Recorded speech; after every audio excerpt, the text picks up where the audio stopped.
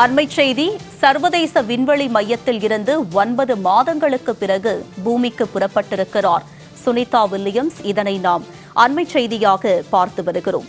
சர்வதேச விண்வெளி மையத்தில் இருந்து 9 மாதங்களுக்கு பிறகு சுனிதா வில்லியம்ஸ் பூமிக்கு புறப்பட்டிருக்கிறார். இதனை நாம் அண்மைச் செய்தியாக பார்த்து வருகிறோம்.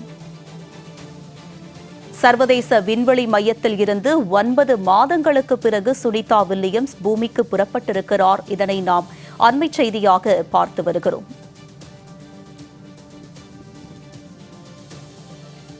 பூமிக்கு புறப்பட்டிருக்கிறார் சுனிதா வில்லியம்ஸ். இதனை நாம் அண்மைச் செய்தியாக பார்த்து வருகிறோம்.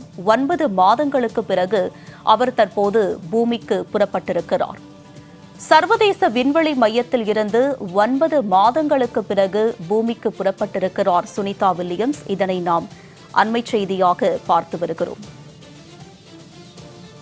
பூமிக்கு புறப்பட்டிருக்கிறார் சுனிதா வில்லியம்ஸ். இதனை நாம் அண்மைச் செய்தியாக பார்த்து வருகிறோம். கிட்டத்தட்ட 9 மாதங்களுக்கு பிறகு அவர் பூமிக்கு திரும்ப இருக்கிறார் சர்வதேச விண்வெளி மையத்தில் இருந்து. சுனிதா வில்லியம்ஸ் பூமியை நோக்கி புறப்பட்டிருக்கிறார். இதனை நாம் அண்மைச் செய்தியாக பார்த்து வருகிறோம். க்ரூ டிராகன் விண்கலம் மூலம் சுனிதா வில்லியம்ஸ் பூமியை நோக்கி புறப்பட்டிருக்கிறார்.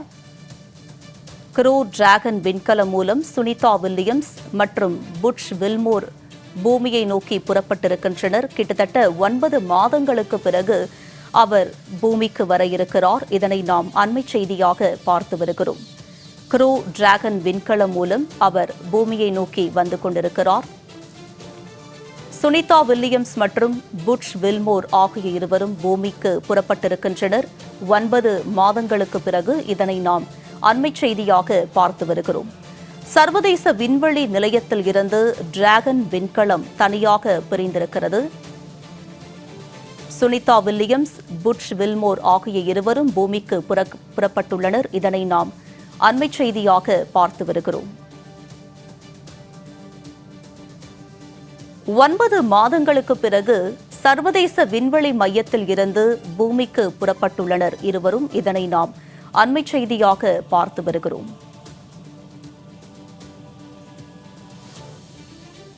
இது பற்றிய கூடுதல் விவரங்களோடு இணைகிறார் எமது செய்தியாளர் முத்துக்குமார். அவரிடம் விவரங்களை கேட்டு பெறலாம். முத்துக்குமார், சொல்லுங்க, பூமிக்கு புறப்பட்டிருக்கிறார் சுனிதா வில்லியம்ஸ். சரியாக பூமியை எப்போது சென்றடைய இருக்கிறார்கள்? விரிவான விவரங்களை பதிவு பண்ணுங்க. வணக்கம். 9 மாதங்களுக்கு பின் விண்வெளியில் இருந்து சுனிதா வில்லியம்ஸ் தற்பொழுது பூமிக்கு திரும்ப தயார் செய்யப்பட்டு தற்பொழுது அந்த பயணம் என்பது துவங்கியிருக்கிறது. குறிப்பாக இந்த விஷயத்தை பொறுத்தவரைக்கும் மிகப்பெரிய சவால்கள் எல்லாம் அவர் எதிர்கொண்டுதான் கிட்டத்தட்ட 9 மாதங்களுக்கு பிறகு மீண்டும் பூமிக்கு திரும்பக்கூடிய ஒரு சூழலாக பார்க்கப்படுகிறது. இந்த பூமிக்கு திரும்பக்கூடிய சூழலை பார்க்கும் பொழுது கிட்டத்தட்ட 4 நிலைகளை கடக்க வேண்டும். இந்த 4 நிலைகளை கடந்தால்தான் அவர் இயல்பாக அந்த பூமிக்கு திரும்பக்கூடிய ஒரு சூழல் உருவாகும். தற்பொழுது அதற்கான பயணத்தை என்பது தொடங்கியிருக்கிறார்.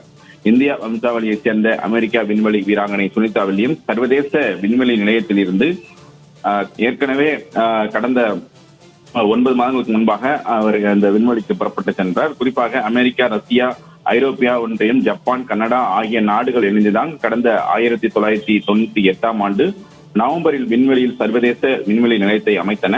இது பூமியில் இருந்து 460 கிலோமீட்டர் தொலைவில் உள்ளது. மணிக்கு 28,000 கிலோமீட்டர் வேகத்தில் பூமியை சுற்றி வருகிறது.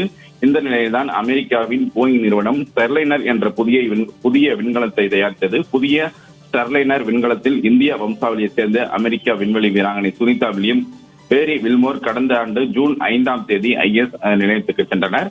குறிப்பாக இவர்கள் 10 நாட்கள் ஆய்வு செய்துவிட்டு பூமிக்கு திரும்ப திட்டமிட்டபடியே அவர்கள் சென்ற நிலையில் அங்கு ஸ்டெர்லைனர் விண்கலத்தில் தொழில்நுட்ப கோளாறு என்பது ஏற்பட்டதால் இருவரும் பூமிக்கு திரும்புவதில் முடியாத சூழல் என்பது ஏற்பட்டது. இந்த நிலையில கடந்த ஆண்டு செப்டம்பர் மாதத்துல இவர்களை ஏற்றிச் சென்ற அந்த ஸ்டெர்லைனர் விண்கலம் மட்டுமே ஆட்கள் இன்றி வெறுமையாக பூமிக்கு திரும்பியது. இதனைத் தொடர்ந்து கடந்த செப்டம்பர் 28ஆம் தேதி ஸ்பேஸ் எக்ஸ் நிறுவனத்தின் டிராகன் விண்கலம் 2 வீரர்களுடன் IS நிலையத்துக்கு சென்றது. இந்த விண்கலம் மூலம் சுனிதா, பேரி வில்மரை பூமிக்கு அழைத்து வர முடிவு செய்யப்பட்டது.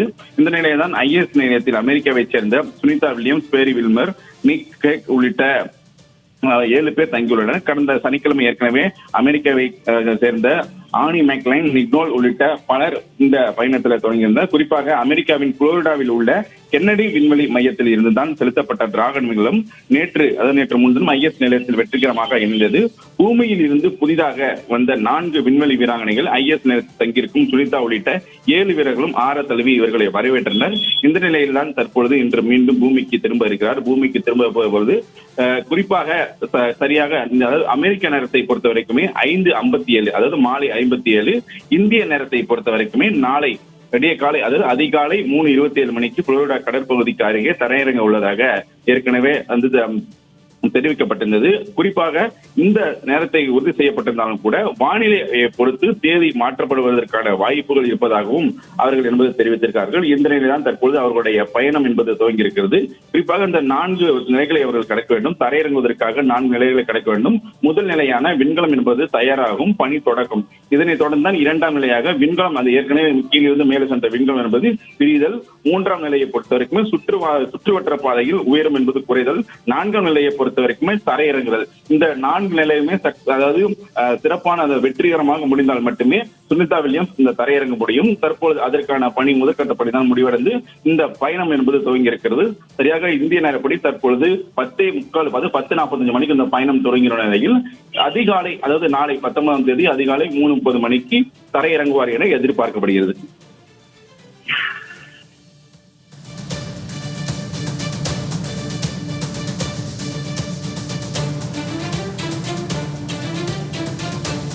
முத்துக்குமார், தர இறங்கியவுடன் செய்யப்பட்டுள்ள ஏற்பாடுகள்னா என்னென்ன செய்யப்படும் முத்துக்குமார்?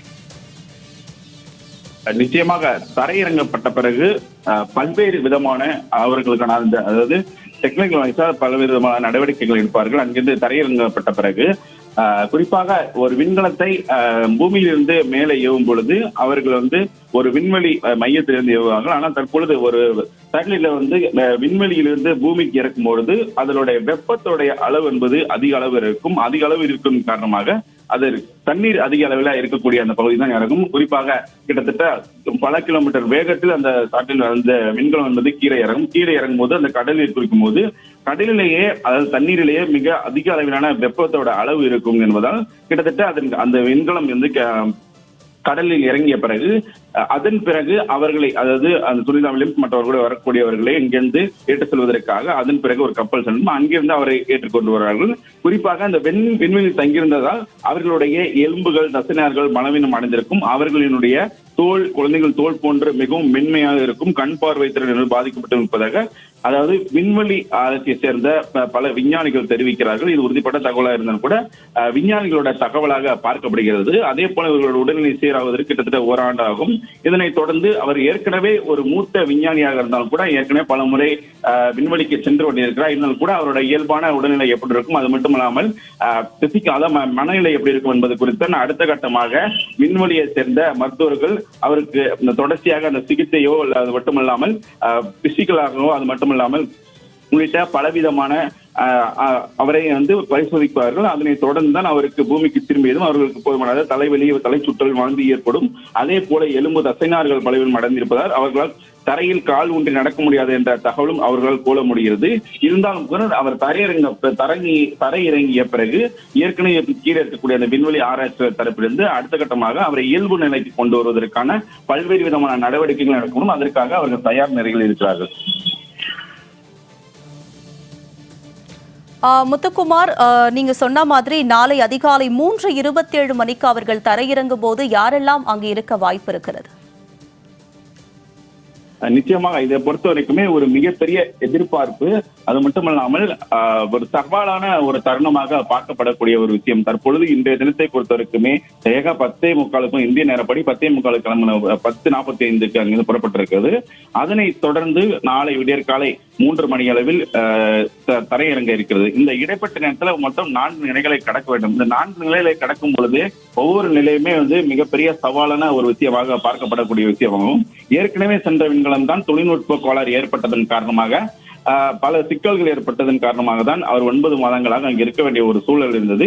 தற்பொழுது இந்த 4 நிலைகளை கடந்து அவர் தரையிறங்கக்கூடிய ஒரு சூழல் இருப்பதால் ஒவ்வொரு அதனுடைய அந்த வரக்கூடிய அந்த விண்வெளித்தோட ஒவ்வொரு மணித்துளியோட அந்த நகர்வுகளையும் தொடர்ச்சியாக விண்வெளி ஆராய்ச்சியாளர்கள் கண்காணித்து வருகிறார்கள். அப்படி கண்காணித்து ஒரு பக்கம் கண்காணித்திருந்தாலும் கூட அவர் அந்த பூமிக்கு தரையிறங்கிய பிறகு அவரை மீண்டும் இயல்பான இடத்திற்கு அது மட்டுமல்லாமல் கொண்டு வருவதற்கு அடுத்த கட்டமாக அவருக்கு போதுமான சிகிச்சை, அது மட்டுமல்லாமல் மற்றபடி அவருக்கு என்னென்ன தேவைப்படுகிறதோ அதெல்லாம் செய்வதற்காக அந்த பகுதியில் இருக்கக்கூடிய அதாவது விஞ்ஞானிகள் அவரை கூட்டிட்டு வருவதற்காக செல்வார்கள். அங்க இருக்கக்கூடிய மூத்த விஞ்ஞானிகளும் சரி, அவருக்கு தொழில்நுட்பத்திலும் சரி, மன ரீதியான சரி, அவருக்கு என்னென்ன மாதிரியான அதாவது தரையிறங்கிய பிறகு ஒரு விண்வெளி வீரரோ ஒரு விண்வெளி வீராங்கனையோ விண்வெளியிலிருந்து பூமிக்கு திரும்பும் போது அவரை இயல்பு நிலை கொண்டு வருவதற்காக என்னென்ன விதமான தேவைப்படுகிறதோ அனைத்துமே அவர் விண்வெளி வீரர்களை மூத்த விஞ்ஞானிகள் தரப்பிலிருந்து அங்க தயார் செய்திருக்கும். அதே போல எந்தெந்த விஞ்ஞானிகள் அங்க போகணுமோ அது மட்டுமல்லாமல் ஒரு மருத்துவர்களோ மற்ற இயல்பான மற்றவர்களோ யார் அங்க செல்லவனோ முக்கியமானவர்கள் மட்டுமே அங்க செல்வதற்காக வாய்ப்பு இருப்பதாகவும் தெரிவிக்கப்பட்டுள்ளது. முத்துக்குமார், கிட்டத்தட்ட 8-9 நாட்களில் முடிய வேண்டிய அந்த ஆய்வுகள் தொழில்நுட்ப கோளாறு காரணமாக கிட்டத்தட்ட 9 மாதங்கள் அவர்கள் அங்கே இருக்க வேண்டிய ஒரு சூழல் ஏற்பட்டு பல சிரமங்களை அவர்கள் அங்கு சந்தித்தார்கள். தற்போது 9 மாதங்களுக்கு பிறகு பூமியை நோக்கி வந்து கொண்டிருக்கும் நிலையில் அவர்கள் இயல்பு நிலைக்கு திரும்ப எத்தனை நாட்கள் ஆகும் என்று மூத்த விஞ்ஞானிகள் ஏதேனும் தகவல் சொல்லியிருக்காங்களா?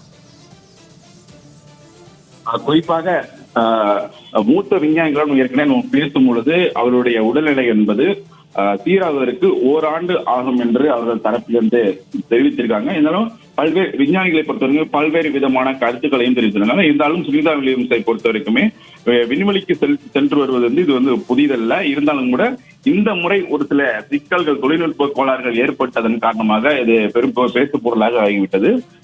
இந்த நிலையில் தான் கிட்டத்தட்ட 9 மாதங்களுக்கு மேலாக தங்கி இருக்கக்கூடிய சுனிதா வில்லியம்ஸை பொறுத்தவரைக்குமே இதர வீரர்கள் பூமிக்கு திரும்பியதும் அவர்களுக்கு பல்வேறு விதமான உடல்நலக் குறைவு ஏற்படுவதற்கு வாய்ப்பு இருப்பதாகவும் தெரிவிக்கிறார்கள். அந்த வகையில விண்வெளியில் தங்கியிருந்த அதாவது நம்ம பூமியை பொறுத்த வரைக்குமே இயல்பான தூக்கம், அதாவது இயல்பான 8 மணி நேரம் தூக்கம், அதே போல 3 வேளை உணவு மற்றும் தேவையான நேரத்தில் தண்ணீர் போன்றவற்றை அருந்த முடியும். அதே போல விண்வெளியில் இருக்கும்போது இதுக்கு அப்படியே மாற்றாக நடைபெறும் என்று ஏற்கனவே விஞ்ஞானிகள் தெரிவித்திருக்கிறார்கள். அந்த வகையில விண்வெளியிலிருந்து இங்கு பூமிக்கு வரும்பொழுது எலும்புகள் அதே போல தசைநார்கள் பலவீனம் அடைந்திருக்கும். அவர்களின் தோல் குழந்தைகளின் தோல் போன்றதாக இருக்கும். அதாவது அவர்களுடைய தோல் மிகவும் மெல்லிசையாக இருக்கும். கண் பார்வை திறன் பாதிக்கப்படுவதற்கு வாய்ப்பு இருக்கு. அது மட்டும் இல்லாமல் கதிரை இயக்க பாதிப்பு காரணமாக செல்கள், ரத்த அணுக்களும் பாதிக்கப்பட்டிருக்கும். என்ன கேட்டால் கீழே பூமியில் இருக்கிறதை விட விண்வெளியில் இருக்கக்கூடிய அந்த சூழ்நிலையில மிகப்பெரிய வெப்பம்லாம் இருக்கும். இருந்தால் கூட அதெல்லாம் தாங்கக்கூடிய ஒரு சக்தியாக இருக்கும். இந்த நிலையில் தான் பூமிக்கு திரும்பியதும் அவர்களுக்கு தலை சுற்றல், அதே போல வாந்தி போன்ற பிரச்சனைகளும் ஏற்படுவதற்கான வாய்ப்பு இருக்கிறது. எலும்பு தசைநார்கள் பலவீனம் அடைந்திருப்பதால் அவர்களுக்கு தரையில் கால் ஊன்றி நடக்க முடியாத ஒரு சூழலும் இருக்கும். இருந்தாலும் கூட அடுத்த கட்டமாக எப்படி என்னவெல்லாம் நடக்குதுன்னு பொறுத்து தான் பார்க்க முடியும். சுமார் 3 மாதங்கள் முதல் ஓராண்டுக்கு பிறகு சுனிதா உள்ளிட்டோர் இயல்பு நிலைக்கு திரும்புவதற்கான வாய்ப்பு இருப்பதாகவும் தெரிவிக்கிறார்கள். இருந்தாலும் கூட சுனிதா வில்லியம்ஸை பொறுத்த வரைக்குமே இந்த துறை விண்வெளியில அனுபவம் வாய்ந்தவர், மிகவும் மூத்த விஞ்ஞானி. இதனால் அவருடைய தற்போது குறிப்பிட்டது போலயே அதுக்கு முன்பாகவே அவர் இயல்பு நிலைக்கு திரும்புவதற்கான வாய்ப்புகளும் இருக்கு. எனவே பல முறை அவர் விண்வெளிக்கு சென்று விட்டு வந்த காரணத்தின் காரணமாக தொடர்ந்து இதற்கு தன்னை எப்படி தயார்படுத்திக் கொள்ள வேண்டும் என்ற பயிற்சி என்பது ஏற்கனவே அவர் இருக்கும். ஆகையால் இந்த முறை கொஞ்சம் சற்று அதிகமாக காலம் எடுத்ததன் காரணமாக இந்த முறை அவர் வழக்கத்தை விட மீண்டும் இயல்பு நிலைக்கு திரும்புவதற்கான காலங்களும் நேரங்களும் சற்று அதிகமாக இருப்பதற்கு வாய்ப்பு இருப்பதாக விஞ்ஞானிகள் தரப்பிலும் தெரிவிக்கிறார்கள். முத்துக்குமார், விண்ணை தாண்டி விண்வெளி நாயகி தற்போது பூமியை நோக்கி புறப்பட்டு கொண்டிருக்கும் நிலையில் அவருடைய குடும்பத்தை சேர்ந்தவர்கள் என்ன சொல்றாங்க? அவங்களுடைய மனநிலை என்ன?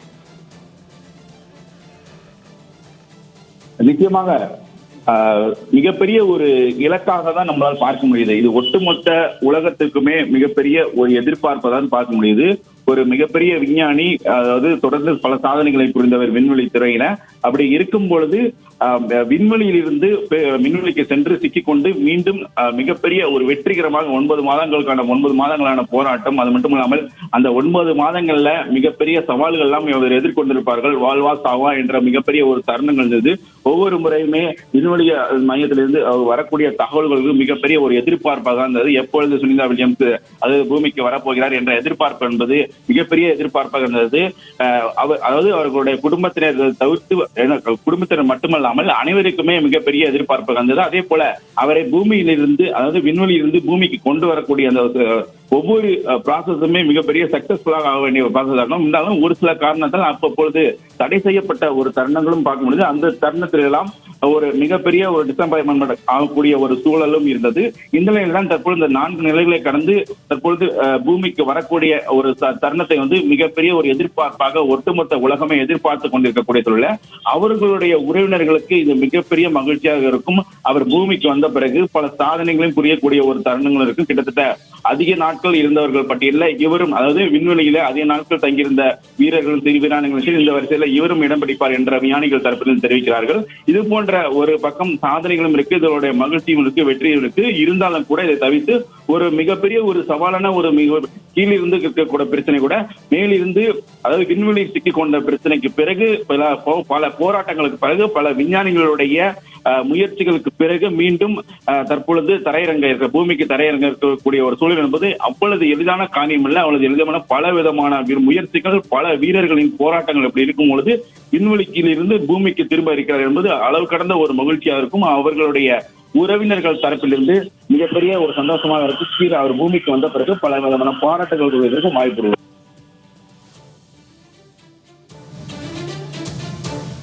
முத்துக்குமார், 9 மாதங்கள் கிட்டத்தட்ட பல சவால்களை சுனிதா வில்லியம்ஸ் சந்தித்திருப்பார்கள். என்னென்ன சவால்களை சந்தித்தார்கள் என்று மூத்த விஞ்ஞானிகள் தரப்பில் ஏதேனும் தகவல் வெளியாகியிருக்கு?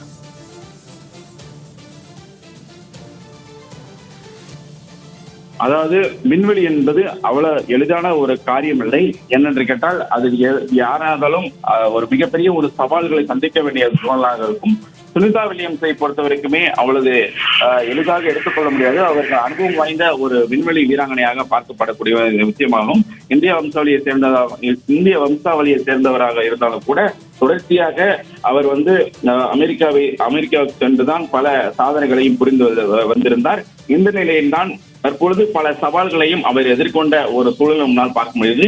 அவர் என்ன மாதிரியான சவால்கள் எதிர்கொண்டார் என்பது குறித்து அவர் கீழே நம்மளால் கணக்கிட முடியும். இருந்தாலும் கூட மூத்த விஞ்ஞானிகளுடைய அந்த வீகத்தின் அடிப்படையும் அதே போல அவர்களுடைய அனுபவ ரீதியான கணிப்பிலையும் பார்க்கும் பொழுது ஏற்கனவே கிட்டத்தட்ட பூமியிலிருந்து 460 கிலோமீட்டர் தொலைவில் உள்ளது. மணிக்கு 28 கிலோமீட்டர் வேகத்துல பூமி என்பது சுற்றி வருகிறது. அந்த நிலையில்தான் கிட்டத்தட்ட 109 மீட்டர் நீளம், 73 மீட்டர் அகலம், 45 மீட்டர் உயரம், 450 டன் எடை கொண்ட சர்வதேச விண்வெளி நிலையத்தில் 7 பேர் அடங்கிய குழு தங்கியிருந்து ஆய்வு செய்திருந்தாங்க. கிட்டத்தட்ட ஒரு விண்வெளி, அதாவது பூமியிலிருந்து விண்வெளிக்கு செல்லும் போது 6 மாதங்களுக்கு ஒரு முறை ஒரு குழுவினர் அனுப்பும். ஆனால் இந்த முறை இவர்கள் சென்றது என்பது 10 நாட்கள் பயணமாக தான் சென்றிருந்தார்கள். இந்த 10 நாட்களுக்கு அந்த பயணமாக செல்லும் போது இந்த 10 நாட்களுக்கான அவர்களுக்கு தேவையான உபகரணங்கள், அது மட்டுமல்லாமல் இங்கிருந்து அனுப்பக்கூடிய அந்த விண்கலங்களை பொறுத்த வரைக்குமே அதற்கு தகுந்தது போல் இருக்கும். இருந்தாலும் கூட இவர்கள் அந்த 10 நாட்கள் இங்கு ஒரு டார்கெட்டை அணுகி அவர்கள் செல்லும் பொழுது, ஆனால் அங்கு போயிட்டு திரும்பி கீழே இறங்க முடியாத ஒரு சூழல் என்பது அவர்களுக்கு மிகப்பெரிய ஒரு அதிர்ச்சிகரமான சம்பவம். யாரும் வந்தாலும் சரி,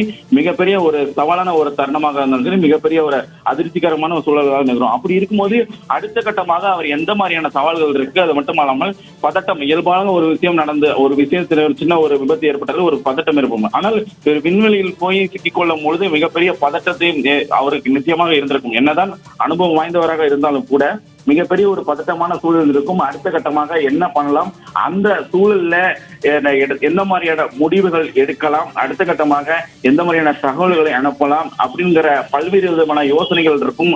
அதே போல அவருடைய இயல்பான வாழ்க்கை, அதாவது இயல்பான தருணங்கள், அது மட்டுமல்லாமல் கீழே இருக்கிறதுக்கும் மேலே இருக்கிறதுக்கும் பல்வேறு விதமான வித்தியாசங்கள் இருக்கு. அப்படி இருக்கும் பொழுது அதையெல்லாம் எப்படி சமாளிப்பது என்பது குறித்து தொடர்ச்சியாக அவர் பல்வேறு விதமான சவால்களை எதிர்கொண்டதில் எந்த ஒரு மாற்று கருத்தும் இல்லை. அப்படி இருக்கும் பொழுது கீழே வந்த பிறகுதான் அவருடைய எந்த மாதிரியான சவால்களை எதிர்கொண்டார், இங்க வருவதற்கு எவ்வளவு நாட்கள் கடந்தது, அந்த எவ்வளவு நாட்கள் ஒவ்வொரு நாளைக்குமே எந்த மாதிரியான சவால்கள் என்பது ஏற்பட்டது, அவருக்கு ஒரு தொடர்ச்சியாக ஒரு ஏமாற்றமும் நிலவியது. அதாவது மேலிருந்து கீழே இறங்க போகிறார் என்ற ஒரு தகவல் வரும். அதுக்கு பிறகு அந்த அந்த அந்த தருணம் என்பது ஃபெயிலியர், அதாவது ஏமாற்றம் அடைந்து விட்டது என்ற ஒரு சூழலும் இருக்கும். இப்படி இருக்கும் பொழுது ஒவ்வொரு முறையுமே அவருக்கு மிகப்பெரிய ஒரு ஏமாற்றம் அடையும் போது அவருடைய தன்னம்பிக்கை என்பது சற்று குறையக்கூடிய வாய்ப்பும் இருக்கும். இருந்தாலும் கூட இவர் ஒரு அனுபவம் வாய்ந்த விஞ்ஞானி என்பதன் காரணமாக தொடர்ச்சியாக தன்னுடைய தன்னம்பிக்கை விடாது மட்டுமல்லாமல் அவர்களுக்கு பக்க பலமாக மற்ற விஞ்ஞானிகள் இருக்கக்கூடிய விஞ்ஞானிகள் தொடர்ந்து அவரை விண்வெளியில் இருந்து பூமிக்கு கொண்டு வரக்கூடிய தொடர்ச்சியாக அந்த பணியை தொடர்ந்து மேற்கொண்டதன் அடிப்படையில் தான் இன்று 9 மாதங்களுக்கு பிறகு மீண்டும் பூமிக்கு வர இருக்கிறார். உங்களுடைய விரிவான விவரங்களுக்கு நன்றி முத்துக்குமார்.